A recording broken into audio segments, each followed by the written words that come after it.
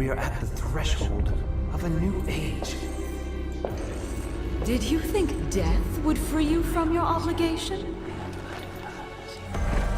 When the system fails, we will balance the scales.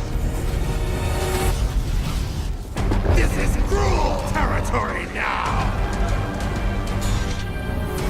Get ready for the freak show! What is there to fear? This is what we've been preparing for! The end race is upon us! Now then, and welcome back to a brand new series and a whole new episode. This is a Magic the Gathering Arena. As you can see, I am a Bronze Tier 4 in Constructive and Limited. This means that I haven't played much at all in Ranked. I don't have a lot of cash. It's a free-to-play game, but it is one that I'm fairly good at, and I have enjoyed playing quite a lot. So I've got a fair few decks that I've been making and messing about with. I've included a load of meta decks that people were playing in the last cycle that were fairly decent, just to give me an idea and basis for things that I wanted to do. A lot of these are uncompleted because I don't have the cards.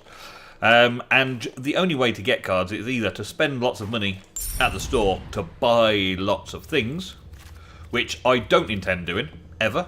I don't intend buying packs ever. Or you can just get the packs through gold. In-game gold. In-game gold is quite easy to collect and complete. So for every 1,000 gold, I've currently got 7,400. Every 1,000 gold, I can buy a pack. If you look at these little quests, every day you get a daily quest. And you get up to 3 daily quests stacked at a time. And also you have the weekly win bonuses. Or this is daily wins, actually, resets daily. And this is the weekly wins. So you have packs if you win 5 games, 10 games, and 15 games. And lots of daily rewards. So there's lots of ways to get the money in order to buy the packs without needing to spend any real money. Which is, in this case, the free-to-play element of the game. So now you know the general gist of it, right? That's what we're here for doing. Playing some cards.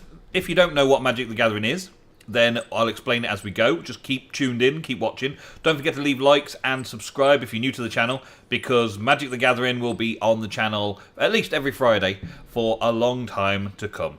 Now, my regulars, if you like the game, you can easily download it, and you can also challenge by directly challenging your named opponent. Okay, so you can give me a direct challenge if you wish when we're both online together. That is my profile number. And so you can use that direct challenge to challenge me if you see that I am online along with you. Okay? That's fine. I'm happy with that. Alright? If you want to, do that. What we're going to do mainly is earn cash in-game by completing these quests in order to unlock more packs to create the better decks in order to compete in better competitions. There are several different play modes. There is a standard play, which is a solo play, single game, and you just fight it out.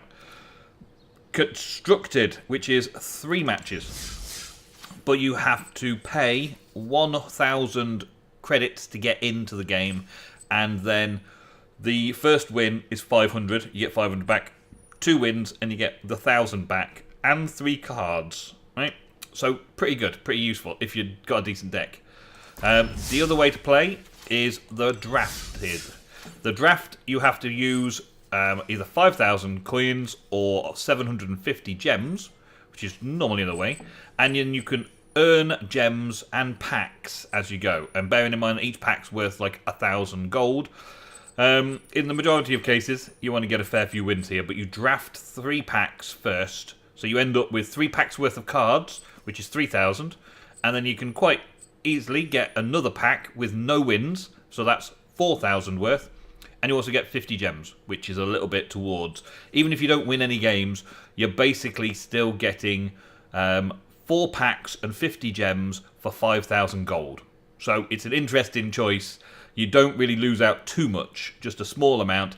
And with the daily rewards that you're getting, if you're casting those spells, you're basically making that money back as well. So both traditional constructed and ranked draft are easy enough to maintain and enjoy playing at.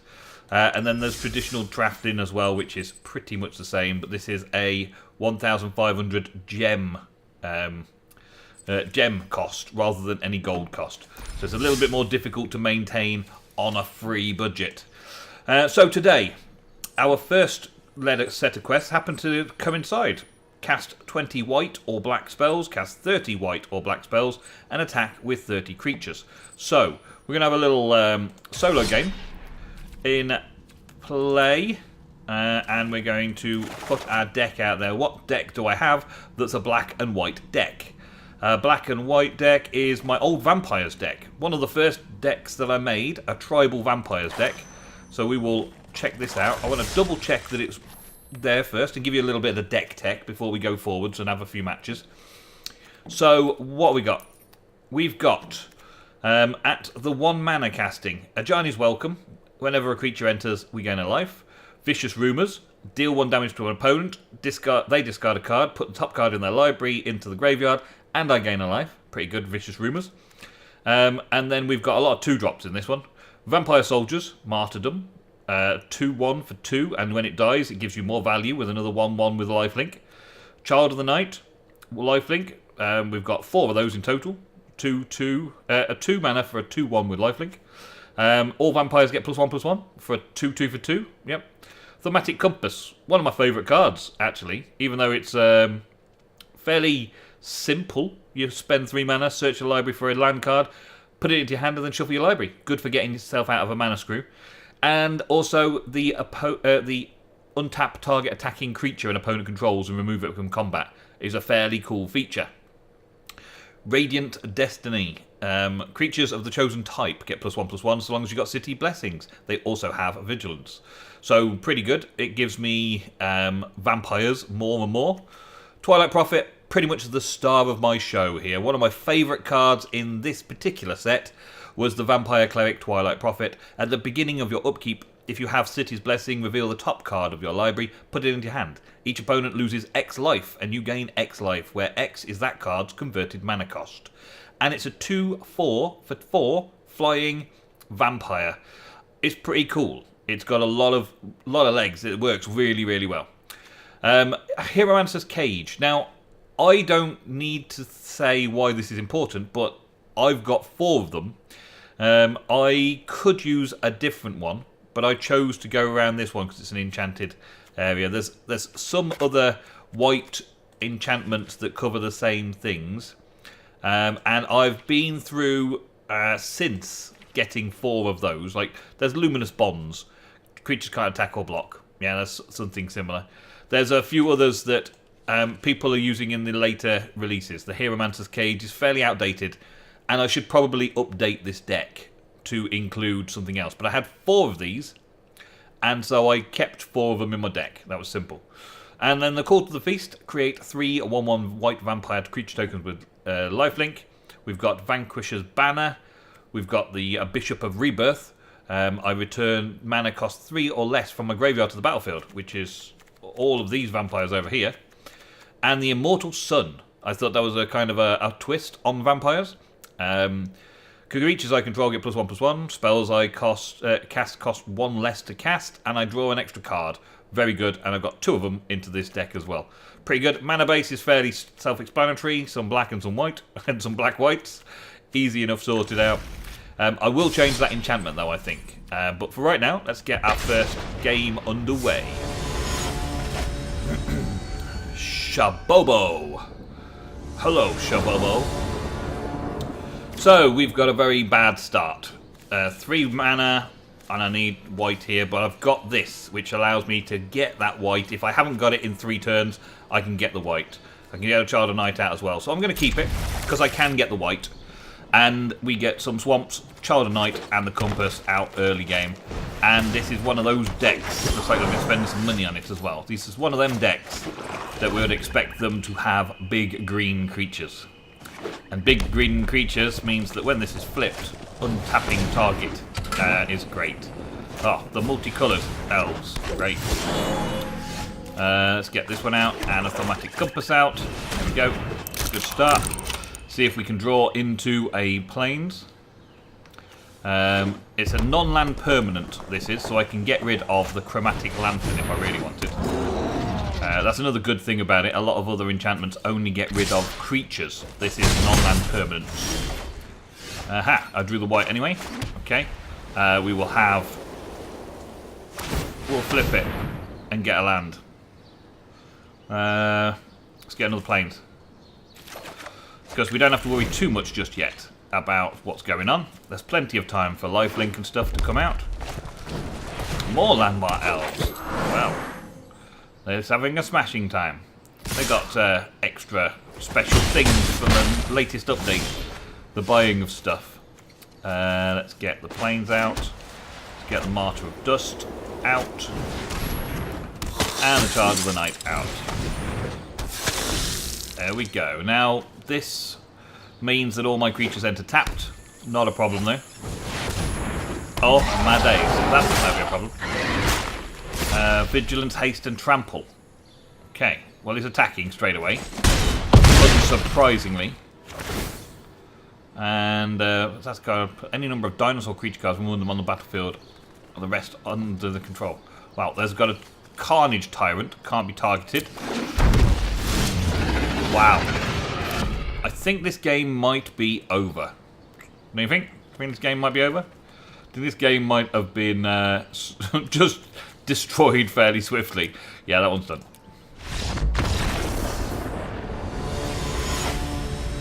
Hello, Pink Pickles. Pink Pickles. Well done. For the name, sir. Well done. Okay, so we got nothing we can play really early. No, none of my early vampires are in this hand at all. I've got my Twilight Prophet, and I've got my Immortal Sun, and I've got my Radiant Destiny. I've got my rares in my hand, but that's no good. I can't build a play around that. So I'm going to mulligan. So we've got a Child of the Night and a Call to the Feast on double white. No, mulligan again. Go down. Wow, the Twilight Prophet's only got 4 in there. Really, really likes them though, doesn't it? And again, mulligan in. And again, that's almost every single time I've mulliganed to have a Twilight Forest. I'm just gonna say that this is done. Yeah. Done. There we go. Awesome. Thanks for that. Great game. Cheers. Pink Pickles wins. Okay, Sparky opponent. Sparky. Now I believe that Sparky is like a practice drone, right? And so we can play this hand, even though it's all 4 mana. We can play it because I'm not mulliganing right down again. We'll keep that land as well, though. Not mulliganing all the way down again. We'll enter the battlefield tapped with some of these lands instead. So yeah, let's see what Sparky's got. Sparky looks fine with that. No, I'll keep that one out. Tap that one. So we've got the 4 mana we need. We were against a 1-2, but now it's a 2-2. About to attack for the 2. Yep, no problem. We've got lifelink. Vanquisher's Banner. Yeah, that's all I wanted to see. Let's throw planes out. And then we should get going in the next turn. Ah, now he's going to start milling us. Sparky's going to mill us. It's a mill deck. Okay, not a great start. This old deck. Let's get some vampires out. That's at least a blocking army that can kill them all off. And I'll mill a couple down. No problem. Bring it on. Draw a card. I mill a couple. Yep, a couple of lands. Not too bad. All right, we're gonna block and kill all of this lot because I want them out, and I'll gain 3 life back while doing that block as well. Now we get a Ajani's Welcome out. Good. We'll throw that out, and we'll be able to play our Twilight Prophet as well. Gain a life from that. That's getting us back in the game. We shuffle a few off. That's okay, because we can win the game without being aggressive. And we can fly over these anyway. So it's actually pretty cool. He's got a flying blocker. Not a problem. I got a second Twilight Prophet. Okay. Vanquisher's Banner, I think. And do Vampire. That gives me a bit more of a bonus. I'm going to attack with a vampire. Because I can afford the life loss of these ones here. And I've got to get done before the milling finishes. This will, every time they draw a card, I put 2 cards into my graveyard. So they're getting rid of my cards. When I run out of cards, I run out of life. There is a 37-point life counter here. There's a 17 here for him, though. And that's a 12. So, yeah, the life counters. See what we get. Alright, well, Martyr of Dusk gets me drawing a card. Yes, go for it. Gain a life. Great. Lieutenant. In he comes. Draw a card. Gain a life. Nice. Now I've got the City's Blessing because I've got 10 permanents on the table. The Twilight Prophet will start working for me and gaining life, and the opponent losing life every turn while I draw an extra card. So I've got the life gain, life taking, and I've got the extra draw power as well. So I'm going to mill myself by drawing cards, but at least they get into my hand, 9 to him. This Hieromancer's Cage can actually get rid of this permanent on the battlefield over here, so I can't be milled out, giving me plenty left. I think I will block with the Martyr of Dusk, because... Okay, still turns into one. Still turns into a vampire, gives me a life back that I just lost from the birdie. And he's now trying to mill me out with the last little bit there. If he's putting all his effort into mill, then we're going to Hieromancer's Cage it. Twilight Prophet brings that in, gives him some damage, and we get that as well. Hieromancer's Cage, we shall target the enchantment. Take that out of the equation, so we're no longer going to be milled. We've got 24 turns, and I can all attack now. As far as I'm concerned, I can all attack and just smash him. 2 life remaining, and he can do 4 damage to me. And no mills. There you go, bring it on. What you got? He can tie that up all he wants. It stays tapped, no problem. Its ability will still take effect, though. Oh, you took me down to 17. Now you lose 2 life and lose the game on my draw step. Thank you very much. That's a victory. That's how the vampires are supposed to work. That's like the 5th game, though, of today. So as we can see here, the spells in practice didn't count for the quests, and I didn't gain the win. So the only way that this is going to work is if I play against an actual opponent and beat them in the same way. Now we've warmed the deck up. Hazard Class Mage. Hazard Class Mage. Wow, Hazard Class Mage. Okay, so we've got enough here to get going with a Child of the Night and a Legion Lieutenant. Slowly building up. I think I can keep that one. 2 mana. You shouldn't really keep a 2 mana, but I've got a lot of 2 mana creatures. If only I had more. I've got to rework this vampire deck. Or at least rework a new black-white deck. An Ozal deck. Ozal deck. Hazard. Please play. Interesting features. I can click on things and make things happen. Hey, my game. Okay. Black. In we go. Opponent's turn. Click on that. If I get the birdie. Click the birdie. Oh, we're playing green. Okay. So, that's that. Child of the Night. Out we go. Fast start. For a mid-range deck, pretty fast start having a Child of the Night out. What are they going to do? They can't burn it. They bring out the Druid. Okay. Nice and easy to block. We'll get this on the go, and we'll have the vampires +1/+1, and then we'll attack.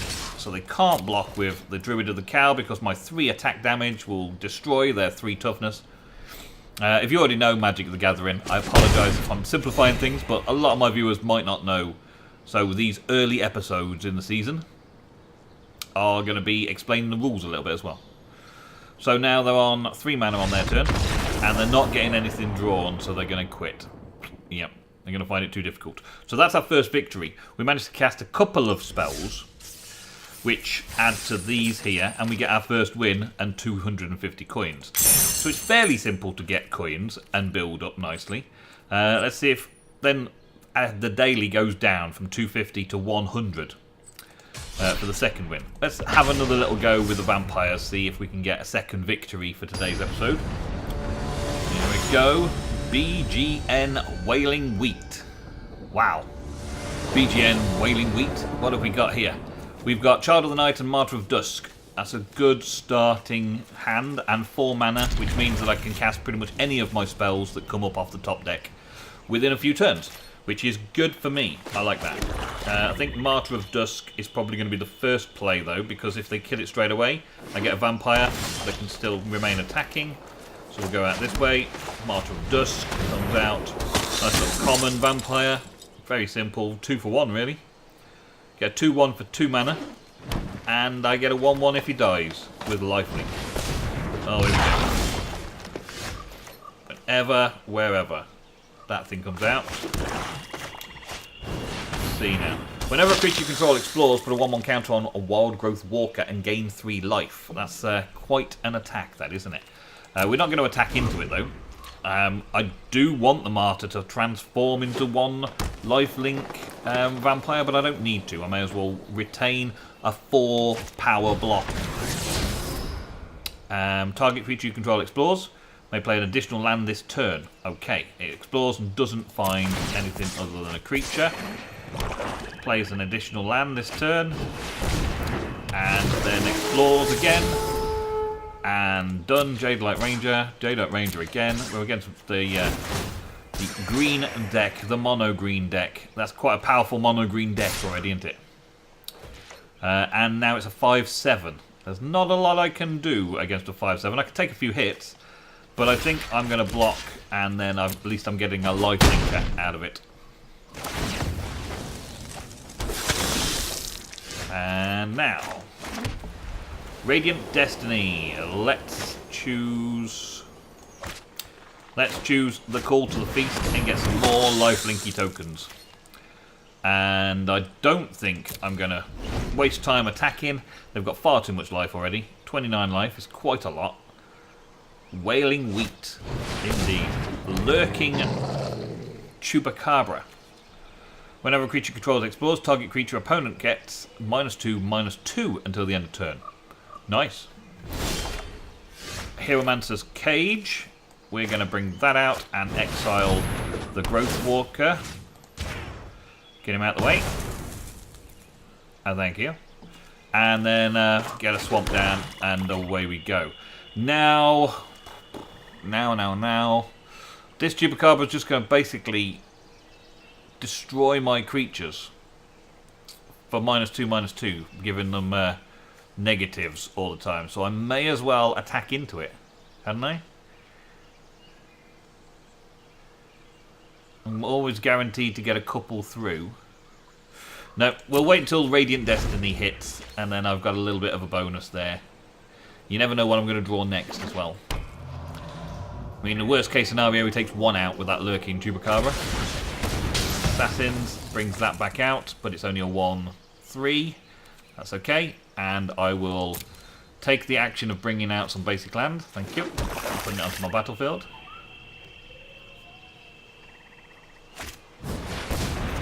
Comes in and explores, which puts the Growth Walker up 1. Oh no, it doesn't. Whenever a creature control, yep, -2/-2. Going to get rid of the Child of Night, of course. But now I've still got the ability to block anything he throws at me. So now the Hieromancer's Cage comes out, or do I Radiant Destiny? I'll Radiant Destiny. I will choose a Vampire. I will get Vigilance from all my Vampires. I will play the Plains, and I will also Hieromancer's Cage. There, Lurking Chupacabra, so that he can't kill my creatures outright every time he explores, because clearly it's an explore deck. And then we will declare no attacks for now. See what he's got. Another explorer, of course. Jade Lights. Oh, I guess an Assassin's Trophy. and an Assassin's Trophy to get to put on the top. Get some bonuses there. He's going to draw the Assassin's Trophy and destroy my Hieromancer's Cage.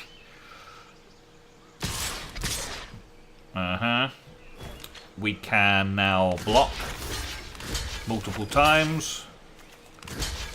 Try and get rid of that. Once and for all. Now he's not coming back and he's not gaining any more bonuses. Finally we get Ajani's Welcome. Yay! And save ourselves for the defense again. So now he's only got small creatures at least. But he's going to get rid of that and then bring out my bring out the Chupacabra back, and we're down to no hands each, and he's winning currently. I'm going to take another Black Swamp, clear my library a little bit more of mana, and I'm okay with this right now. Still, he's got 38 life. He's definitely in a winning position, but now he hasn't got any card advantage over me. He's got battlefield presence. I've got the vigilant vampires, and I'm gaining life every time something attacks. He wants the Branch Walker to attack me to destroy one. I don't need to worry about 2 damage. I'll let him have 2 damage. I'm not giving up one of my vampires for that. And now I bring another Plains in.